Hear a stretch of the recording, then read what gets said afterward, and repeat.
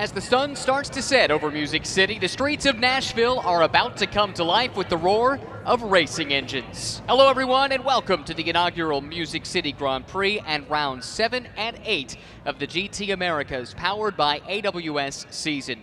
My name is Ryan Marine. Kyle Heyer is alongside. Amanda Busick is down in the pit lane. There you look at the conditions. It is cooling off. It has been a hot day with temperatures topping out in the upper 80s. High humidity as well, as you can see there on the screen. But the sun is starting to come down. The temperatures come down with it. And with that, we are in store for a spectacular backdrop for a first ever event. Kyle, this is so exciting just to be here in Nashville. First street race for the SRO Americas series since Long Beach 2019, and we're about to turn them loose here on a brand new street course. Ryan, I'm thrilled to be here. This is a first time for a lot of things this weekend, but Nashville this weekend bubbling with energy, so much excitement in the paddock and downtown, a lot of exposure to motorsports and road racing for a lot of new fans out there, which is always great to see. The sun might be setting tonight, but GT America powered by AWS is gearing up for a race into twilight. I love it. Yeah, it should be a ton of fun. The crowd has been massive all weekend long, and this is the nightcap on a busy day of racing that has included our friends with the IndyCar Series, all kinds of other series in action earlier today as well, but we saved the best for last. We're about to go as we take a look at a very unique street course here on the streets of Nashville. You can see Nissan Stadium in the background. That is the home stadium for the Tennessee Titans. That section of track you were looking at a moment ago, very twisty. That's the turns 1, 2, 3 sequence that is going to pose a challenge very early in the lap, Kyle. This track is 2.17 miles around 11 corners, and almost all of them are extraordinarily challenging. There's a couple that are straightforward if you're familiar with Belle Isle and Long Beach. But as we head up over the bridge, it's 1,600 feet across this 190-foot tall bridge, Ryan. You get to the backside, and that's where the chaos all starts in that twisty 4 through 8 section. This is turns 4 through 8 right here, just on the other side of the Korean War Veterans Memorial Bridge. What an interesting portion of this racetrack. It's been a huge talking point, but Kyle, some of these sections, tight, twisty, and very, very narrow, those have been the real talking points, more so than the bridge. For sure. The track narrows down significantly. We're going to take the green flag on the far side. In an 80-foot wide section, it's going to narrow down to just about 2 car widths in some of the tightest sections, Ryan. A lot of variation in width and elevation here at this place. Third member of the broadcast crew is patrolling the pit lane for us. It's my pleasure to welcome in Amanda Busick. Amanda?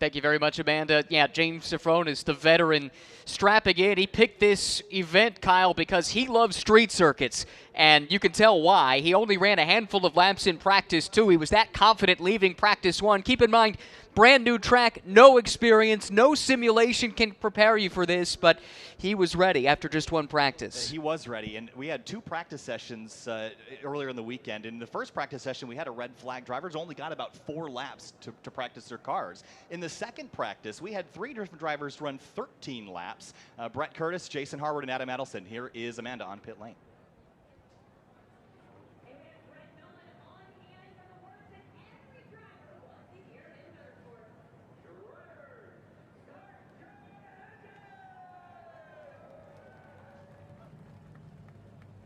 David Nolan there with the command to start engines, and with that, 23 race engines spring to life, Kyle. We've got multi-class racing about to be turned loose on the streets of Nashville. GT3 cars up towards the front of the field, but GT4 mixed in as well, and the North American debut of the Audi GT2 car. That's slotted in right between those other two classes. Yeah, it looks a lot like the GT3 spec Audi you see on that front row with Safronis, but the main differentiating factor is that big scoop up on the roof you're going to see. That's the easy way to tell it apart. A lot less downforce, a lot more power, a little less in the driver aids department, Ryan. They are animals around this racetrack. The top speeds we're going to see well over 165, 170 coming back down the hill towards turn 9. It's going to be a riot. Massive speeds on those long, you call them a straightaway. Yeah. That might be missing the point slightly because there is a slight curve to it. But that said, those are some long, full throttle sections that lead into heavy braking zone. But then on the other side, you have those really tight and twisty portions of the racetrack as well, Kyle. This is a true compromise from an engineering standpoint to get a setup that works all around. It really is a tale of two circuits. You've got those long sections, but you've also got the bumps and the tight sections. You could liken this place to a St. Pete. I've heard Sebring thrown around from all the bumps that you're going to see, pavement transitions, manhole covers, all these things that the track team has done an amazing job getting prepared for these drivers and these teams, but it still is an immense challenge to find grip over these different surfaces.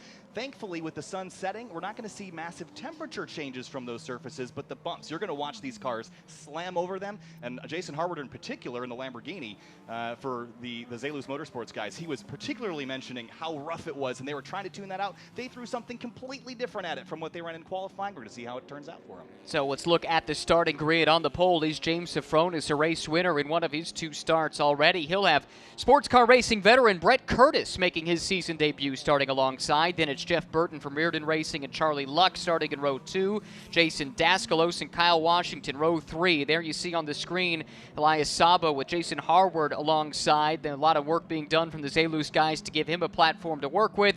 David Askew and CJ Moses make up row number 10. In row number 11, it's going to be George Kurtz in the DXGT Racing number 04 alongside, that's actually going to wrap up the GT3 field. The GT4 cars will be Alex Welch in the Audi R8 LMS GT4. He will start first for the GT4 category alongside Chris Cagnazzi for Rentec Motorsports. Behind him, it's going to be Thomas Surgeon in the Pride Motorsports top racing car. That's the number 26. Derek DeBoer in the TRG Porsche in the 66, starts in 4th in class. Behind them, it's going to be Rob Holland in the Rotec Racing Mustang. Paul Sparta for the Random Vandals Racing BMW. He will start in 6th.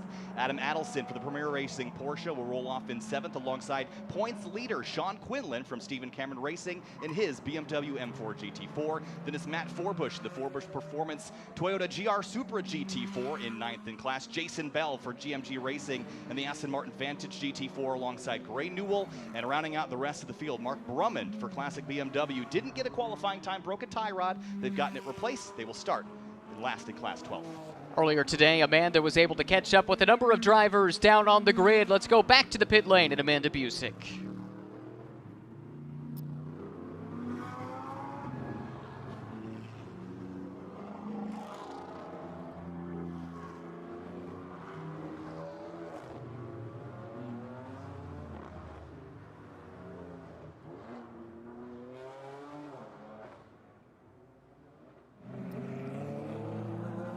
Apologies for the technical difficulties. We'll hopefully hear from George Kurtz a little bit later on. George, a race winner in the debut of the GT America Series back in Sonoma to get the season started. And he's got some work to do starting a bit further back on the grid than he would have expected, all the way back in row number 6. But Kyle, you made mention to some of the points situations in your run through the grid earlier, and this is in a lot of respects the turning point of this season because we've reached the halfway mark and championships are starting to come into picture. This could prove to be a very pivotal weekend. It certainly could, and I think the race is going to play out here. We got 40 minutes on the racetrack, but I think qualifying was going to be one of the more important sessions of this weekend because it is going to be an immense challenge to find and make passes happen anywhere in this racetrack. If you qualify up front and stay out of trouble, you're probably going to finish up front. If you're starting deeper in the field, Jason Harward, David Askew, CJ Moses, you've got a lot of work to do, and you have to be really careful not to overstep those bounds or run into the back of someone who has overstepped those bounds. So risk versus reward, Ryan, it feels like a lot of risk. Well, let's talk a lot about that risk here. I think that's going to be one of the storylines throughout the course of this race. because it is a street course race. You can see it right there. There is no margin for error. Concrete awaits you with just the single slip of concentration. That's all it takes. And on the flip side, the speed is found closest to those concrete walls. So trying to find that balance between aggression and preserving the race car, that's going to be crucial throughout these two races this weekend. A lot of drivers were stepping up to that limit. I talked to Jason Harward after practice. There was about a 1/4 inch of carbon missing off the left mirror of that car, and the glass was cracked. And I asked him what happened. He said, well, I found the limit. I told him, you got another 3 inches if you don't need that mirror. But the limit is defined here. Track limits, not a thing. If you overstep the track limits, your day is going to be over. So keep it between the walls and preferably up at the front of the field, Ryan. The cars making their way around this circuit behind the Lamborghini Urus safety car. The lights are off. 2 formation laps to bring the tires up to temperature.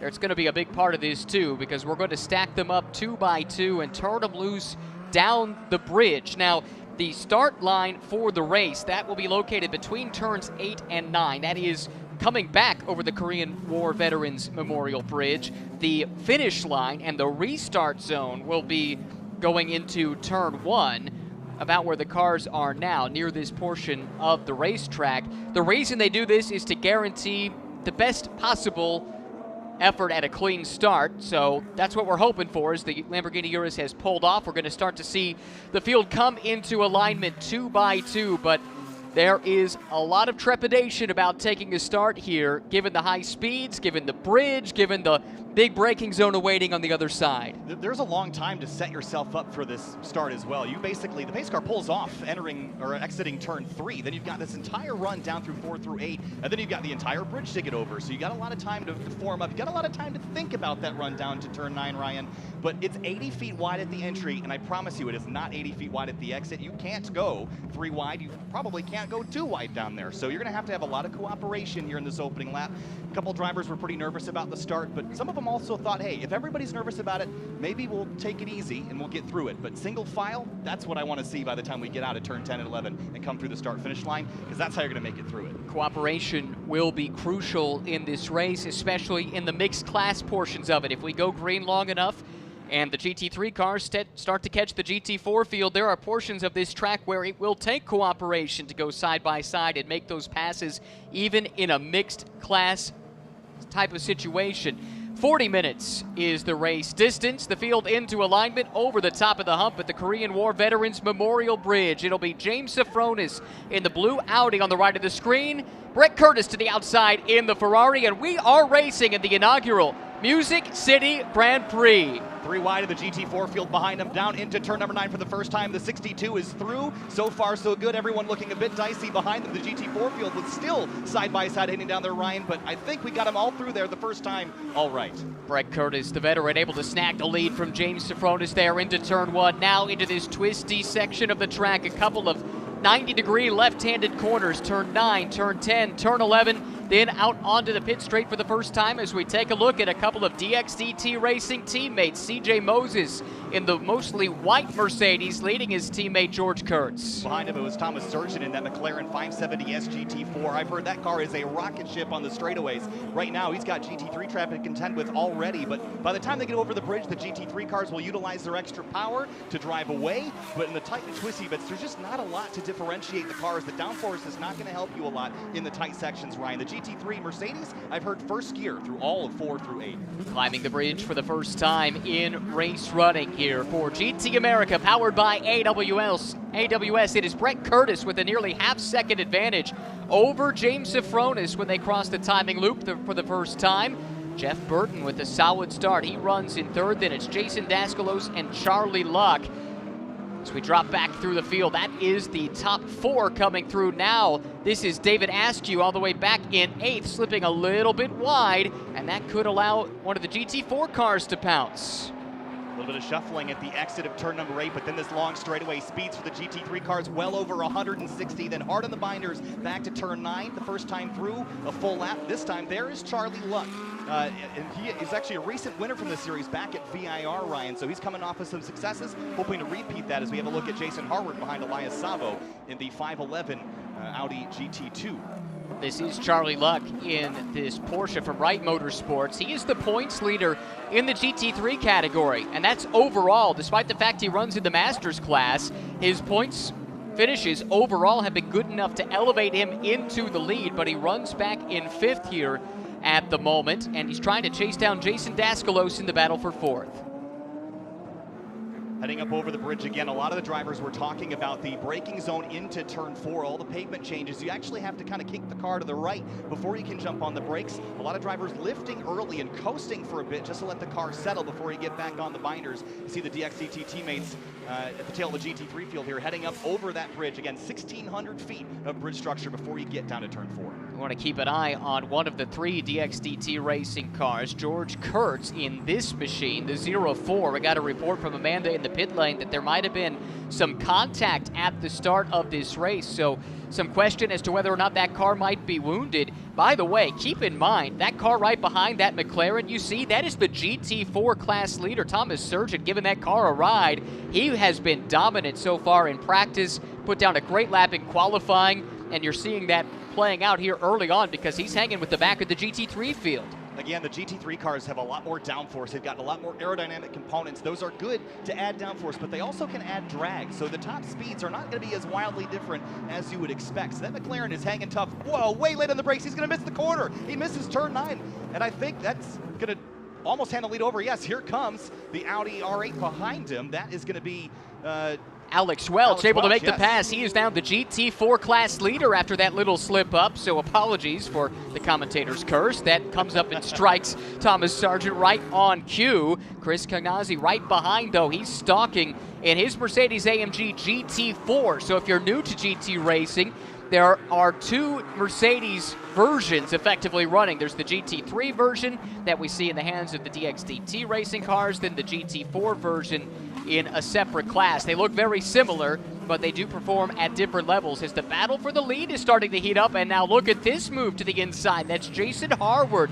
Didn't have a car he was happy with in qualifying, Kyle, but he's looking comfortable there, making a move for 6th. Great pass there, and you saw in the background over the crest the Ferrari 488, the 62 with Curtis leading. He has got a lot of pressure from Sofronis behind him as they head back over the bridge. And you see a lot of cars still grouped together pretty tight here, Ryan. I asked about the slipstream, if that would be a big factor. A lot of drivers told me not really. So I don't think you're going to see a lot of slingshot maneuvers like you'd see at some of the bigger tracks. But looks like now Curtis has extended that lead back out, but Sofronis is not very far back. Brett Curtis, though, very defensive in that braking zone, taking the inside lane, and that's let James Sofronis pull up a little bit closer. I think if you pulled the paddock, these 2 would have the most street course racing experience. There are several street course racing neophytes in this field, and there's not been a lot of track time, quite honestly, in preparation for this race, especially if you've had an issue at one time or another. So relying on that experience, looking for similarities on this track to other tracks they might have raced before,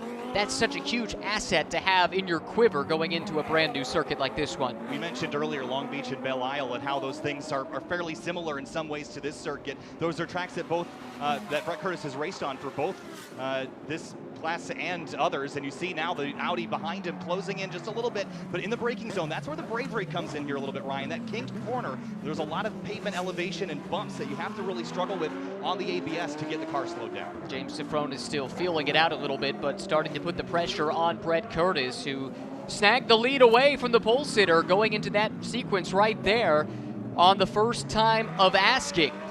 Brett Curtis in the Ferrari leads James Sofronis. Then it's Jeff Burton's Lamborghini, and that's a great story because Jeff had some wall contact earlier in the weekend. They made some repairs. The car is good to go, and he bounced back in a big way in qualifying to put that car up towards the front. He told me after qualifying that he thought the car had more left in it, and you mentioned that the car crashed. It was actually this corner right here, turn 9 in practice yesterday. Went sideways into the tire bundles, Ryan, but a lot of drivers told me if you're going to hit something, hit it square so it doesn't knock the suspension out. Right now, Jeff Burton looking real solid in third with a little bit of pressure from Daskalos behind. Jason Daskalos driving that number 27. That is a homegrown team, but he's called in some help. Longtime SRO America entrant Nick Short is helping to prepare that car. That started in the last round at VIR. The car has actually been in Nick's shop, the CRP Racing shop in North Carolina, between that event and this one to do some prep, and they're putting some of his expertise to use. I asked Nick about the setup. What have you done what can you do to prepare for a track like this one that really doesn't compare that much because of this bridge and some of the long straightaways to other tracks that you've engineered cars on before? And he said, we're taking a hybrid St. Pete, Long Beach setup and using that as the baseline. It seems to be working so far for Jason Daskalos, who's holding down fourth at the moment. And Jeff Burton, we also should mention, he's leading the Masters category right now for drivers 55 and older. There's the overall running order as well as the GT4, so a couple different classes to follow throughout the race today. But look at this section through turn 5, a big jump right through the center of that, get a little bit airborne. A lot of drivers were saying that was basically compressing them into their seat, how violent it is around here on this street circuit for the driver. Certainly not necessarily physically exhausting all the time, but mentally exhausting, Ryan, to have to deal with that, fighting the car all night long. Something appears to have happened to Thomas Surgeon because he has dropped back even further now to 9th in class. So GT4 is led right now by Alex Welch. Chris Cagnazzi runs in 2nd. Derek DeBoer for TRG now up to the 3rd spot. This is that McLaren that was the pole sitter, was the race leader, and has dropped back quite a bit thus far. The rest of the top 5, Adam Adelson in 4th and Rob Holland in 5th. As we jump now to the leader in this class, another one who does have some street course racing experience going back a couple of years. It's Alex Welch in this GT4 spec Audi. Well, it didn't really have to work too hard to get by the leader a little while ago. They just ran themselves off the racetrack, opens up the door, so Welch has slid on through, and he's established now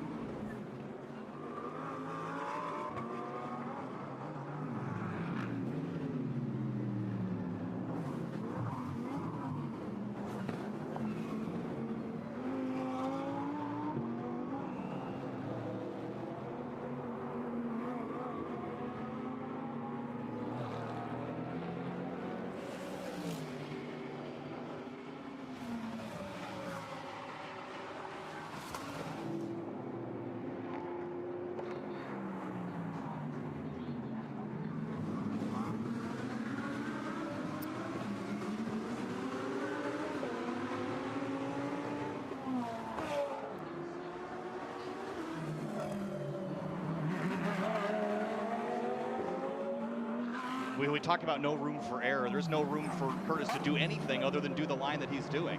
As we roll through and head back along the front straightaway here, Sofronis is keeping that pressure on here. One of the things I talked about with some of the drivers was asking if the nighttime was going to pose a challenge with the headlight glare. Now, some of these cars, Ryan, they have rear view mirrors, some of them have rear cameras, some of them have both. Now, the cameras have a lot of glare and bloom from headlights from drivers behind. That can certainly be a distraction. So now heading up over the bridge and down towards turn 9, the gap again expands for Curtis and into the braking zone. And behind them, there's Jeff Burton and Daskalos. Charlie Luck now creeping into the picture, back in 5th overall, running 2nd in the Masters class at the moment. And we have mentioned how Charlie Luck is coming off a victory at VIR a couple of weeks ago. And Charlie Luck also has had some experience running NASCAR Busch Series races back in the 80s. And interesting to note that back in the 80s, in the Busch Series, was running the family number 45.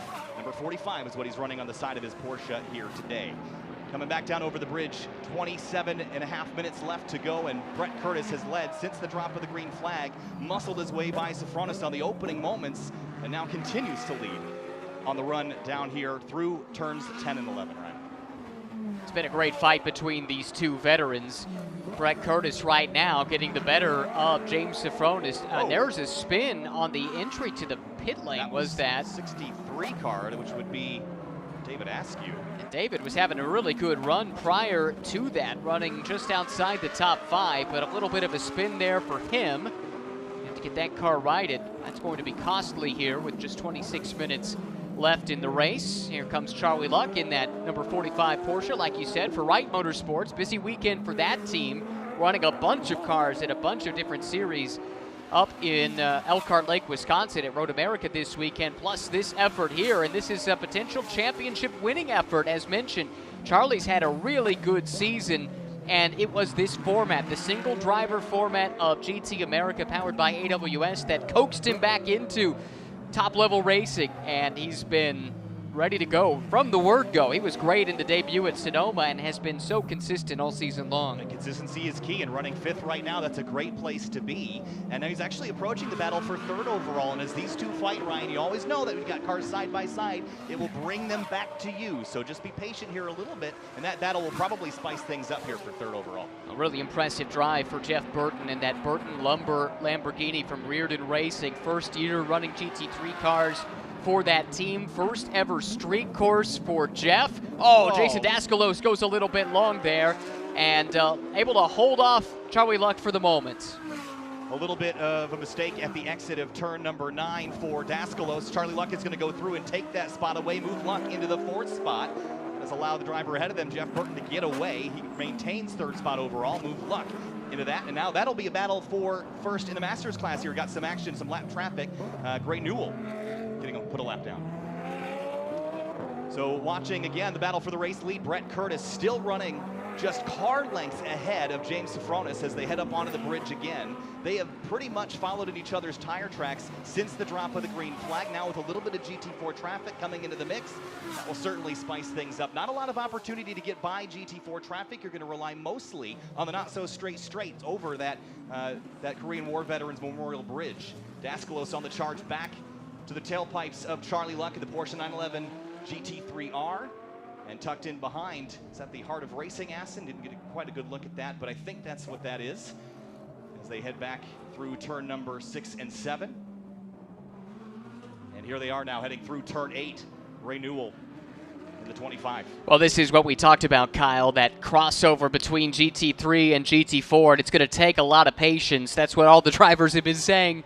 Some parts of this track, you just can't fit two of these cars side by side without a lot of compromise, and so you got to give up those sections and know that it's going to be the same for everyone. Hopefully it all evens out at the end, but there you see it. Charlie Luck, as you talked about, Kyle, able to take that spot away from Daskalos. They've worked through Gray Newell and the lap traffic there. And we'll see what lies ahead as we look here at the Forbush car. That's a local car, the team based out of Memphis, Tennessee. Hometown driver behind the wheel.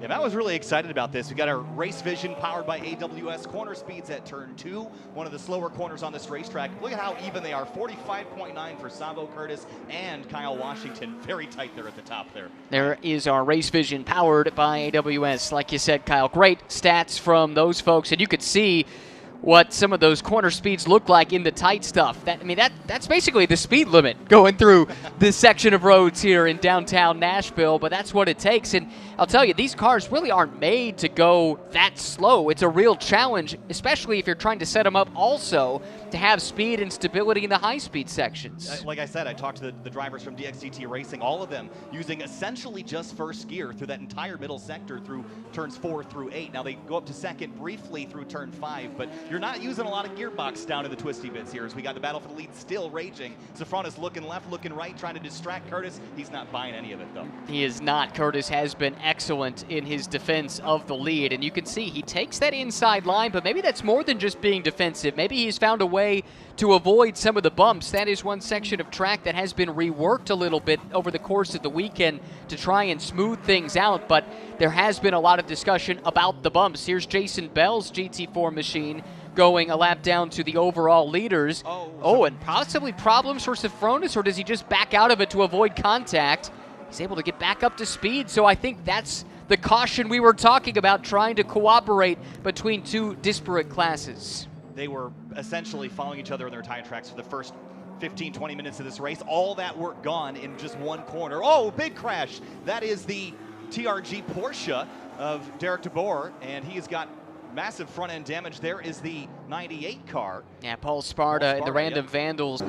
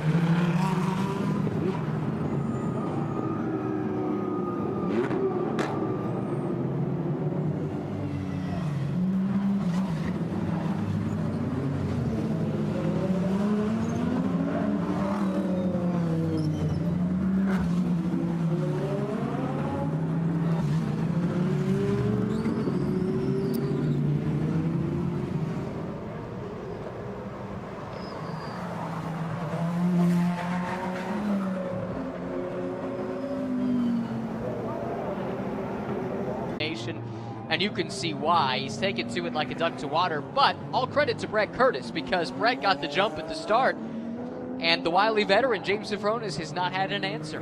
No, not yet, but again, this is probably the best opportunity he's going to have on this restart.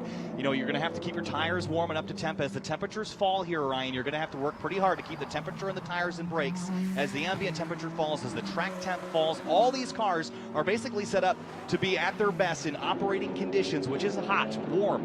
Keep those tires hot and sticky, keep the brakes ready to rip.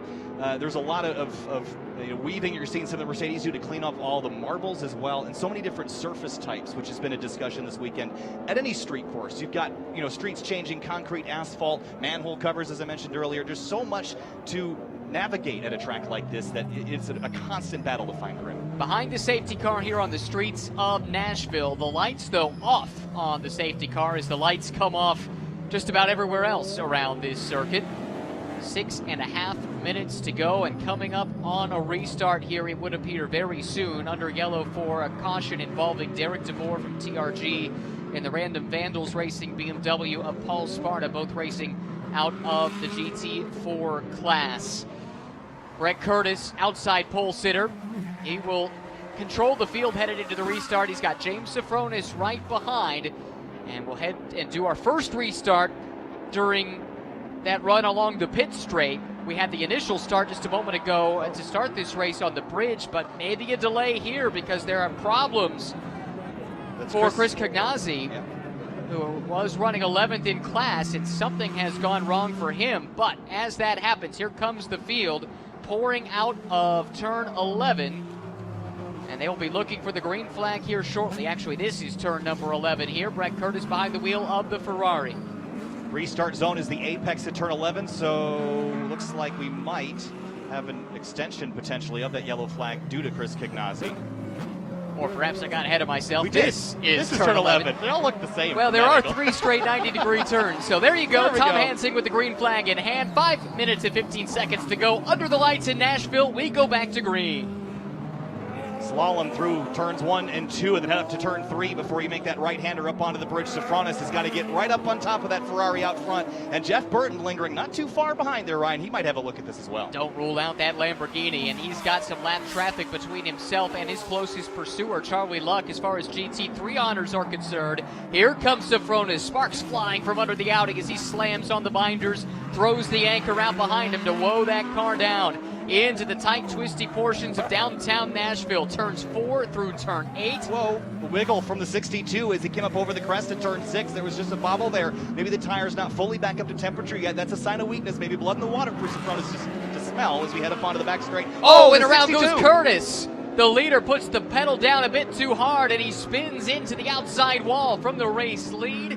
Brett Curtis, man, with major damage to that Ferrari, and that puts James Safronis to the point. The pole sitter takes control of the race with just 4 minutes remaining. Can Brett Curtis get back underway, or will this race end under yellow? Yeah, that 62, there was something not quite right. It was just bobbling, and it just seemed like it wasn't quite up to temperature there, Ryan. The tires may be a little bit cold, but look at this. Here's Charlie Luck now putting pressure on Jeff Burton in the Lamborghini. This is now a battle for second overall here for the podium, Ryan. Charlie Luck was able to dispatch of that lap traffic without too much trouble, but there you go. Double yellow flags from the starter stand.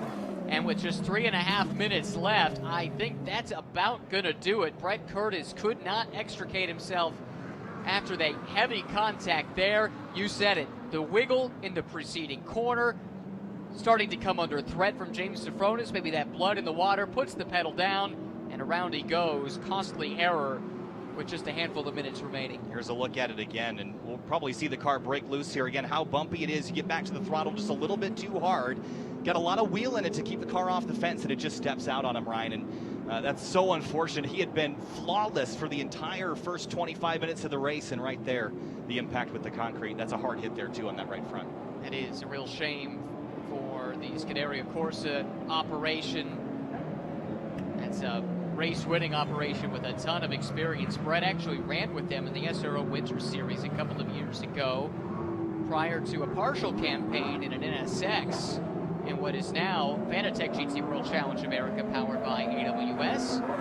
He's found a home back with Scuderia Corsa However, this race coming undone for the Pennsylvanian. Looks like he will not be able to get restarted here with just a couple of minutes left. Update, by the way, from the pit lane that might go a long way to explaining the accident that we saw that brought out the first full course yellow. Amanda telling us Derek DeBoer was dealing with some ABS issues. That'll do it. Yep. That does explain how that car got away from him so quickly in the braking zone. Yeah, it just swapped ends on him. I mean, he was out pretty far track left, but it was still surprising how quickly it came around. Again, ABS, anti-lock braking systems on these cars to keep the wheels from locking, Ryan, and you rely on that to the GT3 and GT4 categories. You've got dials to adjust how severe it is. You can turn it down, turn it up, depending on the conditions. But if it starts malfunctioning, it can massively change the brake bias, how much front or rear brake the car has. If you have too much of either, you're going to have a real big balance issue. And especially combine that with the bumps, that's a pretty unsavable situation, I think. There's the white flag in conjunction with the yellow. So assuming James Safronis can make it around this track behind the safety car without further incident, he is set to pick up his second win of the season in just 3 starts. It's been a great run. He made his season debut at Circuit of the Americas, cherry-picking his events. Not quite sure this is how he expected to win this race from pole, but looking like it's headed that direction. Another win for the esteemed GMG program. If I recall correctly, would this be his first win in the Audi GT3 this season? I believe that's right, yes. I think we saw him in a Porsche back at Circuit of the Americas, if memory serves. It's one of the great things about his team, and he's built GMG from the ground up. It's not just a great race team, but a great aftermarket parts supplier in the Los Angeles area. But they've got tie-ins with many, many manufacturers, from Audi to Porsche to Lamborghini, on down the line. If it's a car that has some track potential, he's probably worked on it at one point or another. And so I say he picks and chooses his events. He picks and chooses the weapon also that might suit the event the best. And it seems like the Audi very well suited to running fast lap times around this street course. It really has been a successful weekend for him so far. You mentioned how he'd only ran 3 laps in that second practice, just felt comfortable right out of the gate. That's a challenge at a new place to run, I think 7 laps total in the 2 practice sessions and then go out there and win the race. That's pretty impressive. A couple other stories from elsewhere in the field. Alex Welch appears set to clinch the GT4 class win. You see James Safronis dropping down the order on the timing loop, but we believe there's just a transponder issue because that's happened a couple of times before, and you can see that car is running without issue. So Welch, a former GMG driver actually, former co-driver with James Safronis, is set to finish on the point to pick up the race win in GT4. Adam Adelson in second. Rob Holland all the way up to third. That's big for him, but maybe even bigger, Sean Quinlan in fourth. The championship leader in GT4 coming into the weekend has maybe a mixed take on street course racing, but he's got to be here for the championship. And I think he's done a great job of damage mitigation. Coming home, it would appear, in fourth for Stephen Cameron Racing as they run. Clock has hit zeros, and we expect a checkered flag imminently for James Safronis. There it is. The inaugural win on the streets of Nashville belongs to James Safronis in GMG. He picks up his second win of the season here at the Music City Grand Prix. Think about Alex Welch as well, picking up the victory in the GT4 category. The way that he got the race win, the same way that Safronis got the race win, with the race leader having issues in that category.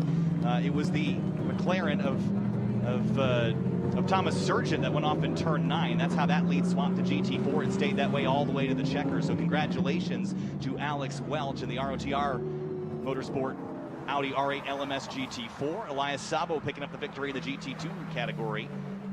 5th overall. And of course also the Masters category, Jeff Burton and Charlie Luck 1 and 2 in that category. And again, Charlie Luck, the consistency continues to pay off. P3, that's another podium to add to the list this season. He's had a lot of them. He won a couple of races overall. In fact, he won 1 race overall at the first round at VIR. He's won most of the races so far this season, all but 1 as far as the Masters class is concerned. And that consistency lands him not just on top of the Masters points table, but also in the overall, and he looks poised to hang on to that, no questions asked, leaving this weekend with his closest pursuer, Brendan Reeve, not here this weekend, and George Kurtz and Jason Harward both having relatively difficult race weekends. Back to the GT4 points picture, Sean Quinlan, as I said, mitigating the damage with a solid run to 4th. Rob Holland sits 3rd in points, has another podium to his credit now. Jason Bell, not quite the evening he was hoping for, finishing back in 7th in class. He was the 2nd place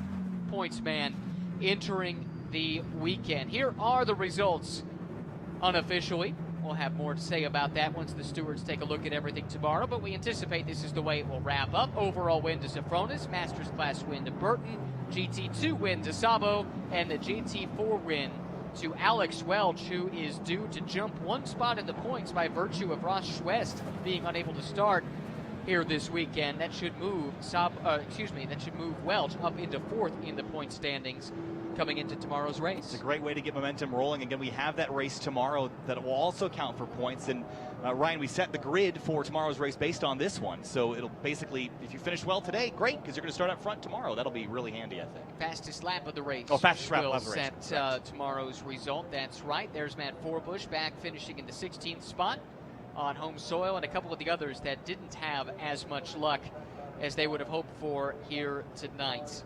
Well, we hope to hear from our race winners in just a little while. Amanda Busick will be down in the pit lane. James Safronis already getting ready for the beauty shot. He's got the gloves off, working on the helmet already. He's not going to waste any time to take a chance to chat with Amanda, because anytime you're talking to Amanda after the race means you did something right.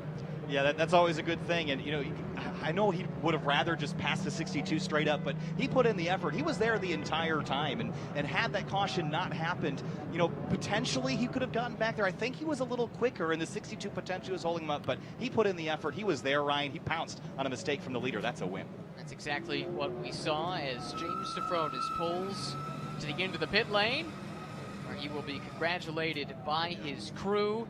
Double win for GMG, and almost by default in GT2, it is worth noting, but still, you got to survive, and 40 minutes around this track is no mean feat. We've seen that all weekend long in every category. We've seen racing here this weekend, that the line between success and failure is a pretty thin one, and so Elias Sabo able to bring his car home, the GT2 spec car, with a nice run as well. But there is James Safronis climbing out from behind the wheel.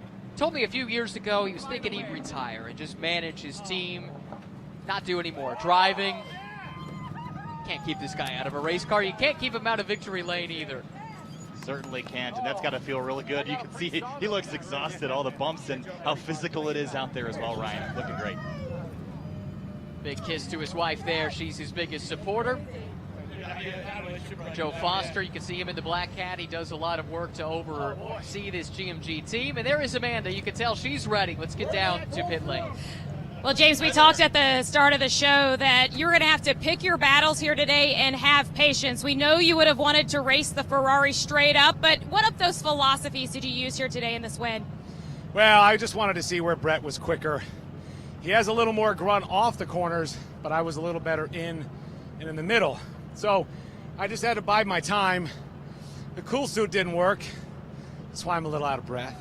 But for the most part, the restart, I turned my traction control up, knowing the grip was going to be down, and I wanted to be aggressive coming off the corners. It was the only way I was going to get around him, is try to get off the corners good, because he'd pull away on the straights too much and I wouldn't be able to gain. But hats off to the GMG guys. 4 cars. I love racing with my buddies, Elias, Jason, and Kyle. First race here in Nashville, the Music City Grand Prix. This city rocks. These fans are amazing. And I love SRO, and I know we'll be back here, and I can't wait. I know we got another race tomorrow. I'm looking for a bathtub full of ice cubes right now. But, again, the Audi R8 LMS Ultra still has some legs. It's one of my favorite cars. So really pleased for the win. We do it again tomorrow. Congratulations on the inaugural win here at the Big Machine Music City Grand Prix and the second win on the season. Great stuff from James Safronis. Great stuff, great race, and you heard it was not just an Audi GT3. This is one of the older spec Audis. This is the Ultra spec, and one of the things that GT America does is provide an opportunity to bring some of the older GT3 cars and give them a place to run, and he shows that the old horse still's got some legs under it, doesn't it? Yeah, well, he was going to retire, the car was going to retire, but I think they're both good to go. Victory lane's the best place for a race car. He looks tired, but that is a man who has worked hard for what he just earned, Ryan, so that's fantastic. More happy drivers to chat with. Back down to Amanda. Well, Ryan, you talk about happy drivers. Look at the smile on Jeff Burton's face. Jeff, you pick up your first win in the Masters category. How did you know that this moment was right around the corner for you? Well, we've worked really hard at it. The crew that I have doesn't let me soften at all. In fact, yesterday and the day before, you'd have wondered how I would be sitting right here now, because they push and they're good. And they gave me a good car. They really did. And we've worked real hard at it. It's not just me. When it's me, it's made it real easy because of the crew. Congratulations, Jeff. Thank you so much. Big year for Jeff Burton, a big year for Reardon Racing as well, making the step to GT3, both in GT America as well as GT World Challenge America. And it's been a big challenge for the team. They've been the first to admit it, but they said they need a good weekend here to help turn the corner. I'd say a class win and an overall podium gets that job done. Absolutely, and after coming off that crash in practice to get that car repaired and out there to win in the category, Ryan, that's all you can ask is, even if you make a mistake, to come back from it and go out there and win. That's a phenomenal weekend, and another race tomorrow to do it again. Let's go back down to Amanda Busick. Well, Alex Welsh was in the pole spot for the GT4 class. He would take that on to the win here today. As you look forward to tomorrow's race, how important is that when being in the position for the GT4 category? You know, it's everything at this track. There's nowhere to pass, and as you saw, when you try to pass, the walls get you. So I think just putting your head down and staying up front is definitely what we've got to do. You're behind the wheel of your car with the headlights on, going around this street car. What is that experience like for a driver? You know, I've raced a couple street courses in the past, but never with these conditions. You know, the sun going down into the night and the glare, and just, you know, seeing the fans, which we haven't seen in a long time, especially at a street course, was really, really awesome. Congratulations. I'll see you tomorrow. All right, thanks a lot. That's a great point. We've talked about how unique the track layout is, Kyle, but you don't see a lot of street course racing under the lights. It's done a few places. Singapore comes to mind with the Grand Prix there, but that is unique for sure, and quite a challenge. Darrell Waltrip used to say it was like turning the contrast up on your TV. It just makes everything look so much brighter, and it's just such a cool environment to be in. And we mentioned earlier how there's so many new people to sports car racing here this weekend that haven't been exposed to this kind of racing.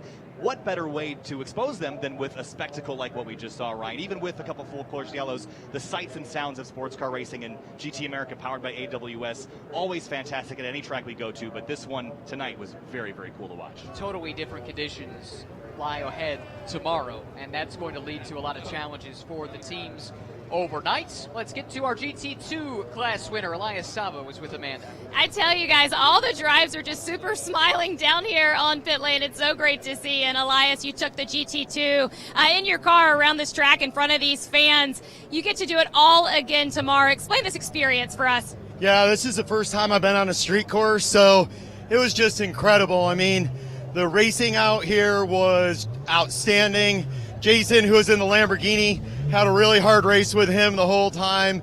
You know, it's a really tight track. There's not a lot of great passing opportunities. And, you know, I was just fortunate on where there were opportunities. I had a really good car today. To the fans still sitting in the grandstands, describe what the horsepower feels like for you. Yeah, so it's about 650 horsepower. And when you put it down, you know, it's a little hard to control. You got to really finesse the throttle so you don't smack a wall. But, man, when it gets straight and goes, it feels like a rocket. Congratulations. Thank you so much. Great to hear from Elias. What a fantastic weekend here on the streets of Nashville. Can't wait to see what tomorrow has in store as we take a look at the highlights of race one of the weekend. The green flag comes out, and we go racing for the first time. Mixed class racing, GT3, GT4, and GT2. This was the big incident. ABS issues for Derek DeBoer into Paul Sparta. That brought out the first full course yellow of the race. Then we go back to green. The race leader, Brett Curtis, around it into the wall. That opens the door for James Safronis to come through and take his second win of the season. Fantastic racing here in Nashville, and we'll do it all again tomorrow. Hope to see you then.